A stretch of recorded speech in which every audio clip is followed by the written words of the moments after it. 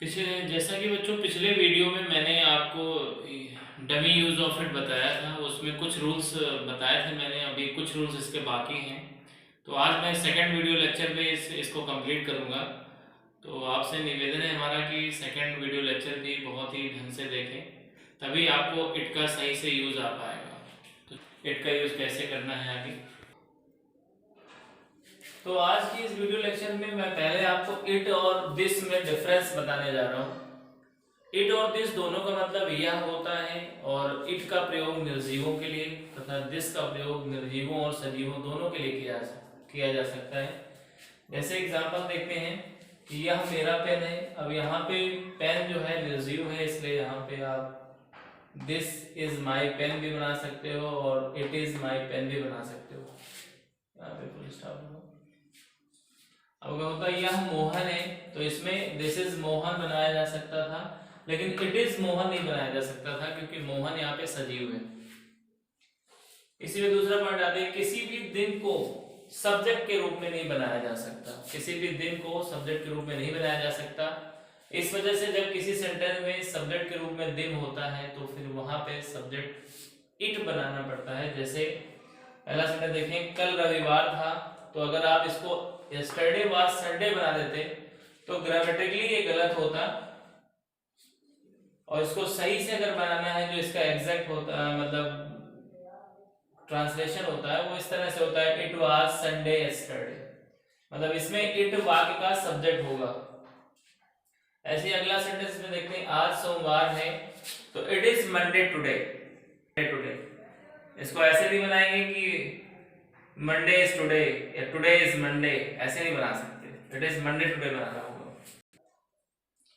इसी में बेटा तीसरा पॉइंट देखते हैं, अगर किसी व्यक्ति को कुछ समय हो गया है, अगर ये आता है कि समय दिया हो इसके बाद हो गया है या हो चुका है, ये अगर दिया होता है तो इसमें इस तरह से यूज करते हैं, पहले इट लिखते हैं फिर हैज बीन का इस्तेमाल किया जाता है। ऐसे ही अगर समय हो गया था या हो चुका था होगा तो इट हैड बीन का यूज करेंगे। जैसे 2 वर्ष हो गए हैं तो हो जाएगा इट हैज बीन 2 years। यहाँ पे देखिए 2 वर्ष समय दिया हुआ है और इसके बाद हो गए हैं दिया हुआ है, तो इट हैज बीन 2 years हो जाएगा। कई दिन हो गए हैं तो it has been many days. इसमें भी देखो कई दिन आपका समय दिया है और हो गए हैं दिया हुआ है, इस वजह से ऐसे बनाएंगे। इसी में आगे बढ़ते हैं, यदि वह व्यक्ति भी दिया हो जिसको यह समय लगा हो, तो ऐसी दशा में मुझे होगा तो टू मी हो जाएगा, उसे होगा तो टू हिम हो जाएगा, राम को होगा तो टू राम हो जाएगा। जैसे एक सेंटेंस लिखते हैं, यहाँ पे अगर दिया होता मुझे 2 वर्ष हो गए हैं, हो गए हैं, तो यहाँ पे मुझे दिया हुआ है, देखो ऐसे बनाएंगे, इट हैज बीन 2 years, इसके बाद टू मी, ऐसे बनाएंगे। इसमें अगला एग्जांपल देखते हैं बेटा, मोहन को 10 वर्ष हो चुके हैं, तो चूंकि इसमें मोहन को दिया है तो वैसे ही देखेंगे, इट हैज बीन 10 years, इसको मोहन को तो टू मोहन को, उसे 3 दिन हो गए हैं, तो इसमें बाद में टू ही लग जाएगा, तो ऐसे बनेगा, it had been 3 days to him. इसमें जो कि पास्ट में था इसलिए हैड में लगाएंगे।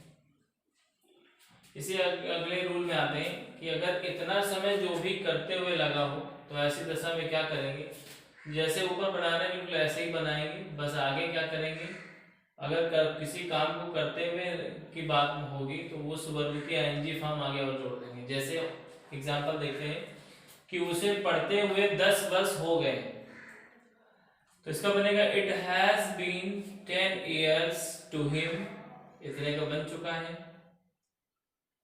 और बस पढ़ते हुए की इंग्लिश आगे और स्टडी लिख देना। जैसे इसमें मुझे खेलते हुए 5 वर्ष हो गए हैं, अगर खेलते हुए ना होता तो बनाते इसकी हम, it has been 5 years to me, क्योंकि खेलते हुए आ गए तो इसकी इंग्लिश आगे बना देंगे प्लेइंग। यदि ऐसे ही सेंटेंस में बीते हुए टाइम की बात की जाए तो sentence plus having plus verb की थर्ड फॉर्म का उपयोग करते हैं। जैसे मुझे आपसे मिले हुए 10 वर्ष हो गए, इसका मतलब ये 10 वर्ष का समय बीत चुका है। देखो इसको वैसे ही बनाएंगे पूरा, बस इस 10 वर्ष मतलब मिले हुए को बाद में हैविंग लगा के मेट वर्ब की थर्ड फॉर्म लिखेंगे मिलके, तो बनेगा इट हैज बीन 10 years। किसको? मुझे, तो टू मी।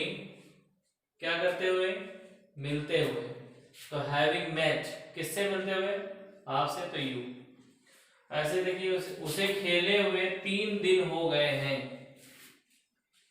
तो यहां पे भी 3 दिन का समय बीत चुका है।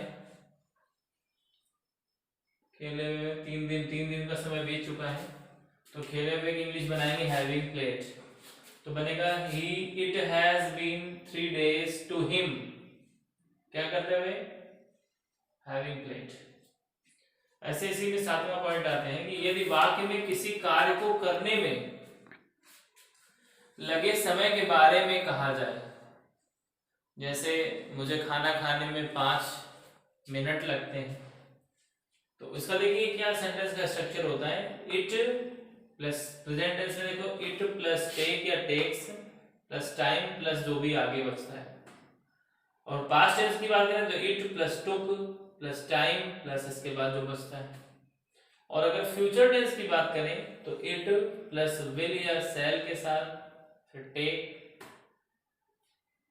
बस बाकी जो शेष बचता है। जैसे एग्जांपल देखिए बेटा, मुझे स्कूल जाने में 10 मिनट लगते हैं, तो इसको ऐसे बनाएंगे it takes 10 minutes to me in going to school. इसका दूसरा तरीका भी है, अगर हम चाहें तो मुझे है तो आई से स्टार्ट कर सकते हैं। आई टेक, क्योंकि प्रेजेंट डिफरेंट है इसलिए टेक लगाया जा रहा है, इसमें इट सब्जेक्ट था इसलिए टेक्स लगाया है। आई टेक 10 minutes, मैं 10 मिनट लेता हूँ, कहाँ? इन गोइंग मैंने जाने में, कहाँ? To school. ऐसे देखिए 2 घंटे लगे, अब लगे लगा लगी लगे पास्ट टेंस में आता है, तो इट टुक 2 hours, 2 दिन लगेंगे, ये फ्यूचर की बात हो गई, तो इट विल टेक 2 days। इस वीडियो लेक्चर को देखने के बाद मेरे ख्याल से इट के यूज की सारी समस्याएं बच्चों की सॉल्व हो गई होंगी, और बच्चों इस वीडियो को कायदे से देखें, और देखने के बाद लाइक सब्सक्राइब जरूर करें और शेयर भी करें अपने दोस्तों को।